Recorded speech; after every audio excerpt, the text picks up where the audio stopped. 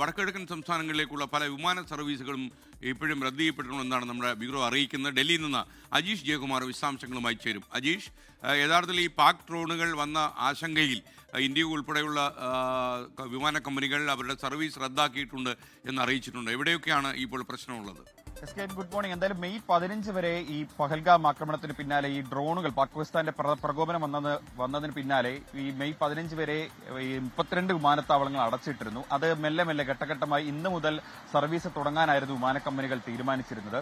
അങ്ങനെയാണ് ഈ ലേയും ജോധ്പൂരും ജമ്മുവും അമൃത്സറും ഭുജും ജാംനഗറും ചണ്ഡീഗഡും രാജ്കോട്ടും അടക്കം ഉള്ള വിമാനത്താവളത്തിൽ നിന്ന് ഈ സർവീസുകൾ പുനരാരംഭിച്ചത്. പക്ഷേ ഇന്നലെ രാത്രിയിലുണ്ടായ സംഭവങ്ങൾ, അനിഷ്ട സംഭവങ്ങൾ, ഡ്രോണിന്റെ സാന്നിധ്യം അത് വീണ്ടും ഒരു സംശയത്തിനിടയാക്കി. അതുകൊണ്ടാണ് ഒരു ദിവസം കൂടി കാത്തിരിക്കാൻ വിമാന കമ്പനികൾ തീരുമാനിച്ചത്. നിലവിലെ എയർ ഇന്ത്യയും ഇൻഡിഗോയുമാണ് ഈ വിമാനത്താവളങ്ങളിൽ നിന്നുള്ള സർവീസുകൾ റദ്ദ് ചെയ്തിട്ടുള്ളത്.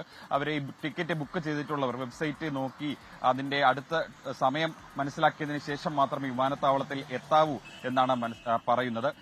ഈ വിമാനത്താവളത്തിലേക്കും അവിടെ നിന്ന് പുറപ്പെടുന്ന സർവീസുകളാണ് നിലവിൽ റദ്ദ് ചെയ്തിട്ടുള്ളത്. എന്തായാലും വിമാന കമ്പനികൾ അവരുടെ ടിക്കറ്റ് ബുക്ക് ചെയ്തിട്ടുള്ള എല്ലാവർക്കും സന്ദേശം അയച്ചിട്ടുണ്ട്.